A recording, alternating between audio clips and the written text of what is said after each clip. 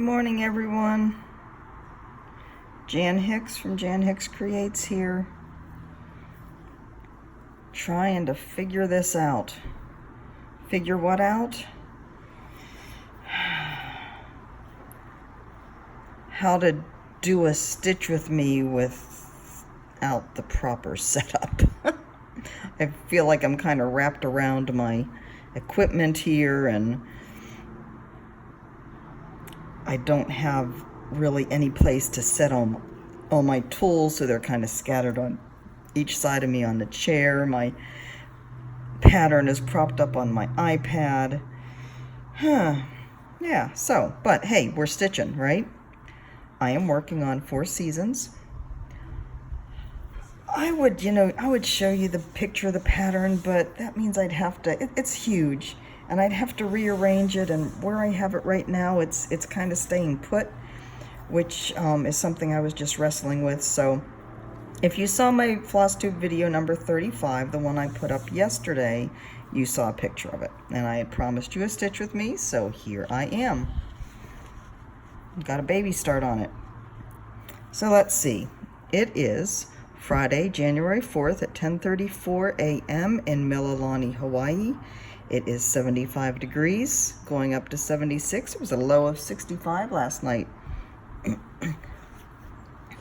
I would like to say it's a little chilly, but these days, with hot flashes, I'm always running so hot that the little chilly feels excellent.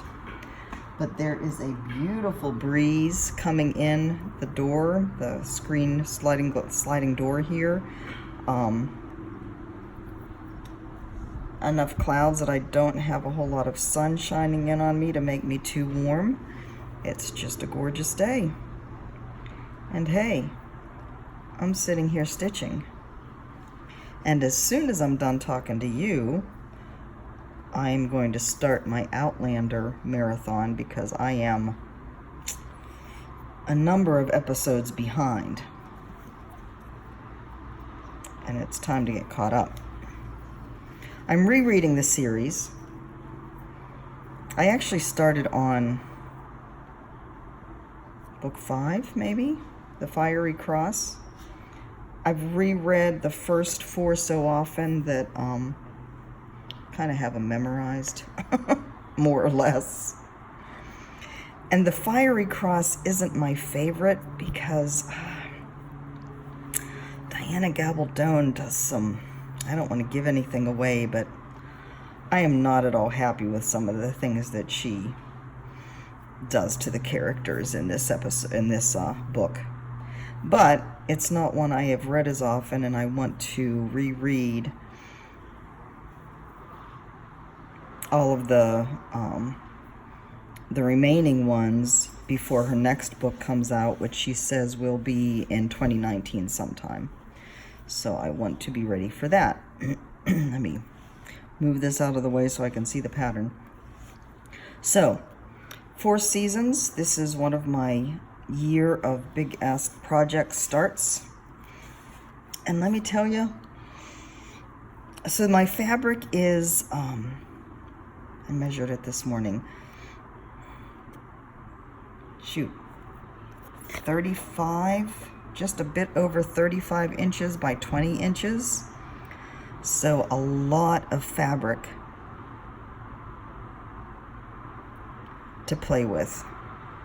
I have it all rolled up and kind of caught in a clip, but it's a bit unwieldy this way. I don't want to have to break down and put it on a scroll frame or Q-snaps. I do have all of that from when I used to use them. I haven't gotten rid of those, but I just find them a pain in the butt to use, and I prefer not to. So, we'll see how we go here. Excuse me. Once again, I sit down to record, and I'm all phlegmy. 1, 2, 3, 4, 5, 6, 7, 8, 9. So,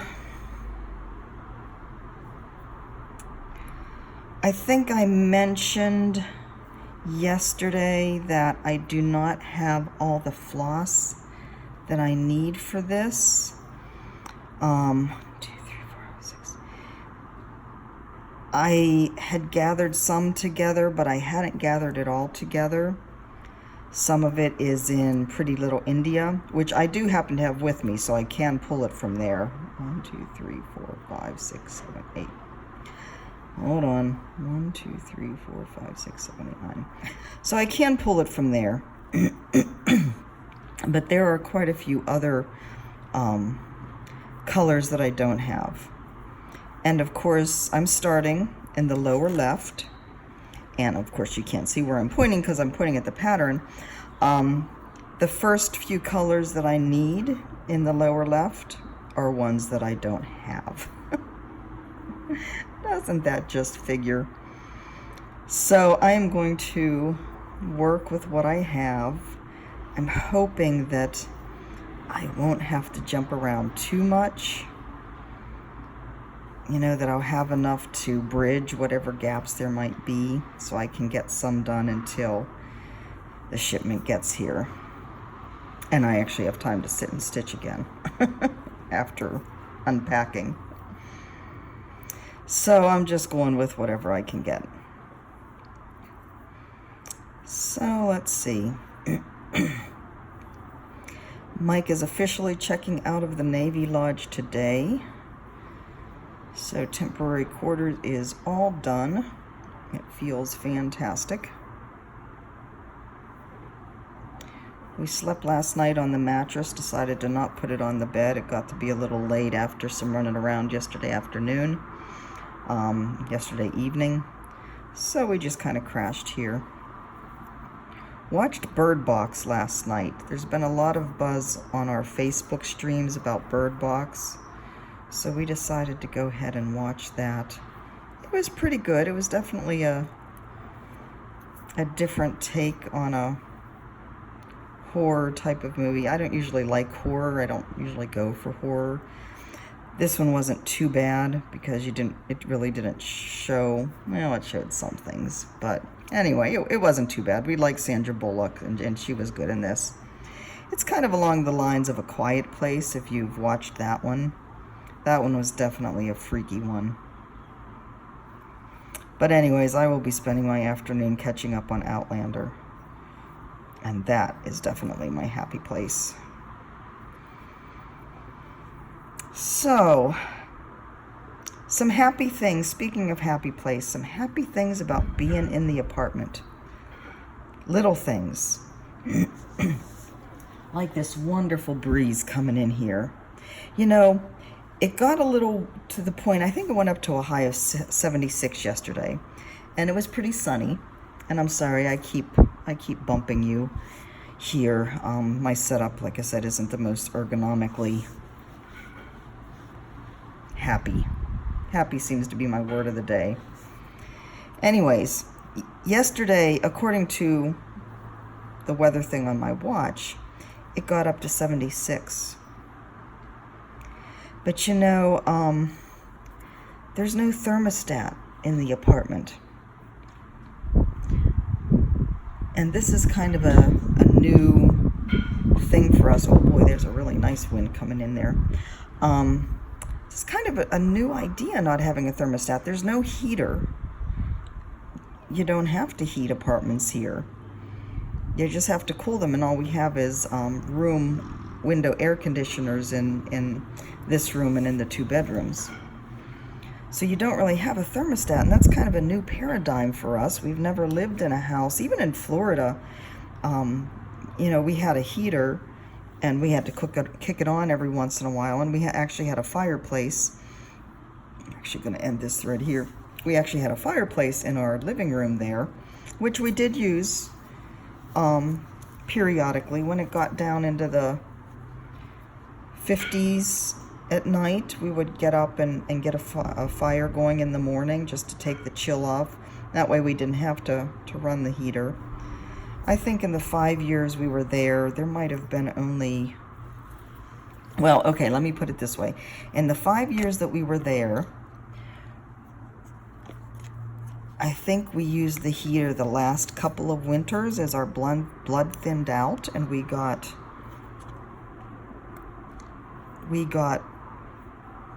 chillier easier faster. We started to use the heater more, but I've never been in a place where there was, well, that's not true. In India, there weren't any heaters in the houses, but of course, it's not like I lived there for any length of time. I was just TDY for my job. But, and I was too young to care about those things too. So yeah, it's kind of different. So when it got warm yesterday, got warmer with the sun shining in, I was like, oh, I wonder what the temperature is in here. Yeah, I guess there's really no way to know what the temperature is in here. Let's see. So it just kind of was a feel, well, let me see, if I close this blind here and I close that blind here and I open that window, that gets a little more airflow going, and okay, we're good. And it wasn't long after that. So where we're positioned, we face east, pretty much due east. So we have a terrific sunrise in the morning. If you follow me on Instagram, you saw my picture of the sunrise as I was setting up to do my yoga practice this morning. So the sun, from where we are, the sun only shines in our windows. Oh shoot, I'm sorry. The sun only shines in our windows till about 11 maybe, and then it's high enough that it's passed up over the eaves of the house, of the apartment building, excuse me, and it doesn't affect us at all. So we have only a little bit of morning sun, and I don't know whether it will change with the different times of year. We are fairly close to the equator. We're about on the same, I think Mike looked it up, we're about on the same latitude as Key West, to give you an idea of where Hawaii is, for those that might not have thought of it that way. So we are a little bit above the equator, but we're getting close to the area where there's not a lot of change, I don't think, in where the sun sets and rises and, you know, the time of day and all that. I don't think, you know, I'm not sure. So we might not get a whole lot of change as far as where, get back here, as far as where the sun comes in the apartment. But we shall see about that too.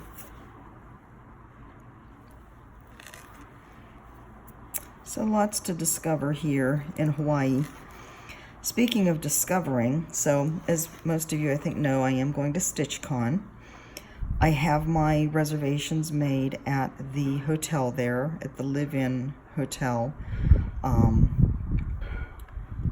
on, let me position myself. I have to skip up here, so I skip that one. That's 3. 2. But I'm not going to be making airline reservations for a while. I don't know how many of you may have heard, but Southwest is working on setting up flights here into Honolulu and to Maui to begin with. I guess it takes a while to get all the FAA regulations set up and all kinds of things they have to do. Room in the terminal and all that kind of stuff. Flights, figuring out flight plans and doing practice routes. It's kind of interesting, actually. But anyways, I was reading something this morning that they're getting down to the last of it, and they are hoping for flights to hopefully start opening up in February.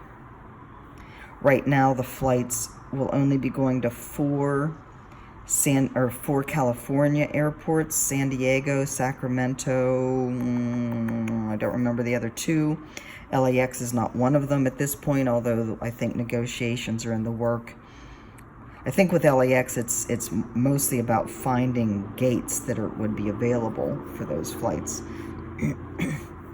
But anyways, I am waiting until those open up because we have, number one, a ton of points. And flights to Hawaii could be as low as $150 each way. I mean, that's That is such a huge game changer. Now, it's still a heck of a long way to go. Of course, shorter than, you know, if you're coming from Florida. As my boys will be doing at some point, they're going to have to travel quite a ways to get here. But they're young. They can handle it. 1, 2, 3, 4, 5, 6, 7. So anyways, I'd probably fly into San Diego and then catch whatever connector I need. But if I can do it all on Southwest, it really is a game changer. And I think it'll be a game changer for a lot of people. So we shall see. We need to start looking into what we're going to do. Our plan is to actually probably come out a week early. We're talking now about coming out a week early, both Mike and I, going over to Phoenix, and then heading with Mike's parents up to Flagstaff for the week, just to have a week in the RV, having some chill time with Mike's parents. And that will get me over jet lag, and then I will probably fly to, was it Chicago, Laura? So I'm rooming with Laura Duet, Maud and Mozart, on Instagram. And I'll probably fly to where she lives, and then she was talking about we'll drive down to Cincinnati. So I'm very excited about that. And you know, June will be here before you know it. But February has to get here first so I can book the flights. Well, February with Southwest. So that's kind of what's on my mind this morning. I finally have time to think about those kind of things. You know, I haven't really had any spare time to think about anything beyond the move. Speaking of which, I was really kind of surprised at the number of people who commented yesterday on my video about how much more relaxed and happy I obviously was just getting into the apartment, just like one day. And I hadn't really realized it until I started reading all these comments. And I said to Mike, I said, you know, it really doesn't matter to me that we don't have anything here, really. It's just so good to be here, to be getting settled. And it really does feel good, and that obviously came across in my demeanor. Okay, let me pause here a second, because I think I'm going to have to jump, and I have to decide whether I'm going to cut or not. So I need to come up here. 1, 2, 3. Oh, that's not too far. All right, well, that's actually 4. That's still not too far. This is a 36 count linen, and the modeling on it is just perfect. I put the darker modeling up on the top so that it will be where the sky is and hopefully where less of the stitching is. I know this is going to take an awful long time to complete, but boy, is it going to be gorgeous. Okay, so let me go 1, 2, 3, 4. 1, 2, 2, 3, 4, yeah. 1, 2, 3, 4, and we're in the upper corner. 1, 2, 3, 4 upper corners, so it's this one here. Count twice, stitch once. 1, 2, 3, 4, and it's that one there. Perfect.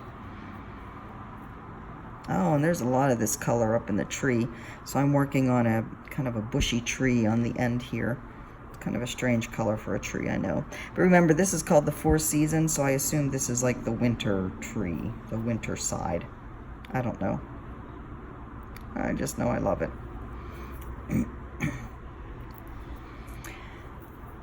So, if you watch Stitching and Sound, Kyle, and he is giving me a second chance to pronounce his name. So my second guess is Reckmeyer. Who knows? Kyle, please tell me how you pronounce your name. But anyways, if you watched his a couple ago, he has a He came up with a Flosstube Tag. Hi, Nina. You can't jump on my lap right now, baby kitty. Hold that thought about Kyle. Several of you have asked how the cats are doing. I know, Kyle. How can we hold your thought and talk about cats instead? Well, sorry. I am very much a cat person. And people love my cats. And I love my cats. So you were asking how the cats are adjusting. Sasha cried and cried and cried and cried and cried, wandering around from room to room until they brought the chairs and the bed. And the chair was like, oh, okay, I have a place to sit now. Who knew that furniture was so important to a cat? At least to this cat, that cat. Nina spent most of the day on the steps up to the loft. Most of the day yesterday. Today, so far, she spent most of the day on the bed. But when she finally got up, when Mike came home, she was limping. She has done something to injure her back left leg. She can move around okay. She can go up and down the stairs, which is a good thing because the litter box is upstairs. And it's not like she can't get up on things. But she did something to that leg, and we don't know whether it was just something going up and down the steps. I know she didn't come over the railing because I would have seen and heard that. Unless she did it while I was in the shower yesterday. That would have been the only time. It's a little stray piece of linen there. So anyways, we're going to keep an eye on her for a few days, and if she doesn't seem to be getting better, then we're going to have to find a vet. Mike has gotten a recommendation from somebody at work, so probably go with that. And that's something, of course, we need to get sooner rather than later anyways with Sasha and his diabetes. Because you just never know. But anyway, Kyle Reckmeyer. Here we are circling back around. Kyle created a Flosstube Tag. And it is actually questions about an individual's Flosstube channel and kind of how we got started and what we think of it and all that. So I thought I would answer a few of those. I'm not going to make this a really long video because I have Outlander to watch. Sorry guys, Outlander's waiting for me. But I thought I'd answer a few. And some of them, some of the questions, I just like, oh, I never thought about that. I don't know. So anyways, the first one is, can you pinpoint the exact moment when you wanted to start a floss tube? No. And okay, so I started stitching again after what, 15, 20 year hiatus. I started stitching again in probably mid 2017. I think I discovered Flosstube in the fall, let's say. So it wasn't long before I started my Flosstube channel. As you know, I'm coming up on my 1-year anniversary, January 16th. I think, I have been, in all of my different crafts, I have been a teacher. In digital scrapbooking, I was at the store that I worked for. I headed up the teaching, the education, the classes. It was all online, of course, but I kind of organized and I hired the teachers and I helped them develop classes and helped them learn the software to teach and all that, and taught classes myself. Of course, at the yarn store, I was the main teacher at the yarn store in Sarasota, and then I taught at the yarn store a bit up here, not up here, I'm not there anymore, at the one in Annapolis, Maryland. And so it just kind of comes naturally to me to want to show what I'm working on and help people with it. And so And I think especially since I knew I wouldn't have any of those avenues here. Well, of course, Hawaii wasn't on the radar yet when I started, but I knew we would be going someplace, and it would be a way for me to connect and have an avenue to share, no matter where we were. So, I think, I don't know exactly when I decided. It was probably towards the end of December, beginning of January. When I make a decision, I don't usually wait around. So I think probably pretty soon, once I decided, is when I started. And I don't think I even did a practice one. I think Mike and I have done other videos. We've done stamping videos with different people. Actually, I don't know whether I've told you. We did a video with Andrew Krynick when the Krynick Corporation was just starting to open up and introduce their threads to the scrapbooking world, the stamping world. We did kind of a how-to video with Andrew. So I was used to doing videos. I was used to being in front of a camera and showing how to do things. So this just kind of came natural to me. Question 2. Did you have a list of channel names you wanted, and how did you ultimately decide on the one you have now? No, I didn't have a list of channel names. This was already my business name. Excuse me. One of the other things I've done is made and sold jewelry, and so Jan Hicks Creates was my business name. And of course that works perfectly for my channel, since I do more than just cross stitch. It's about everything I'm working on. So that was a no-brainer. How many takes did you have of your first video? 1. I pretty much only do 1 take of any of my videos. I think there's only been a couple that I've had to stop and restart, and that was mostly because, like, within the first couple seconds, because I forgot to put my mic on or something like that. I can usually take care of anything wrong that I've done with editing. I'd rather do that. I think there is one that I had to redo. And you know, I could not remember what I had said in the first one to know if I had said it in the second one, whether I was, you know, I didn't know where I was. It confused me more than anything. So I'd prefer to just edit rather than do retakes. So, question 4, do you remember how you first felt the first time filming? Well, yeah, nervous.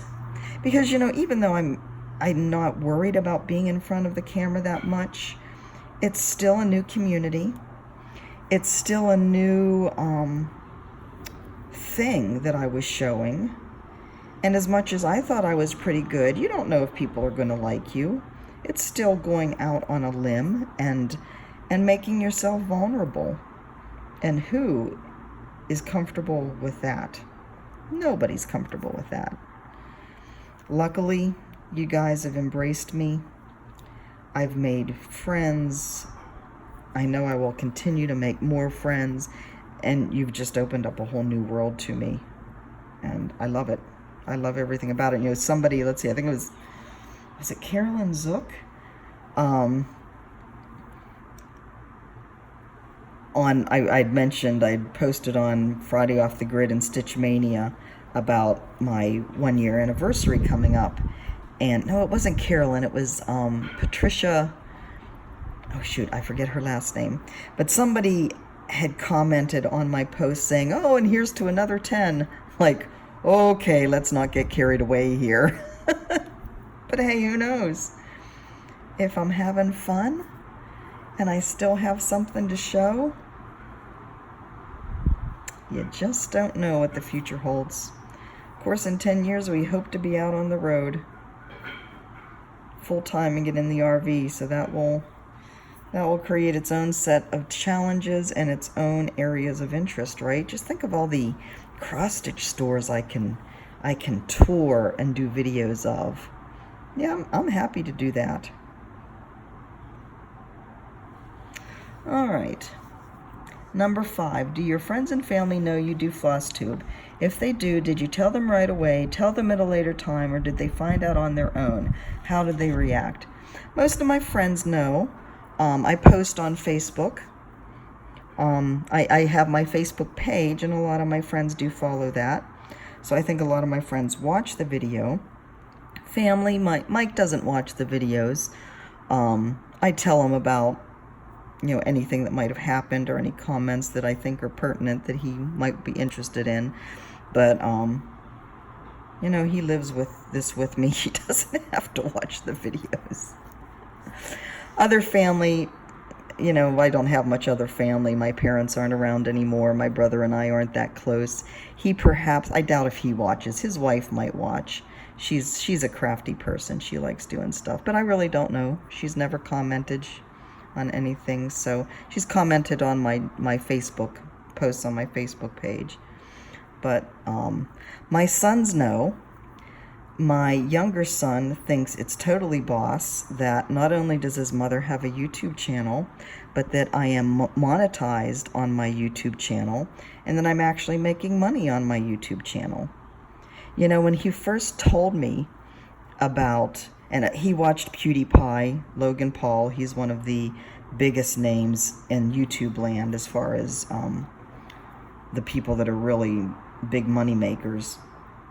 Millions of followers.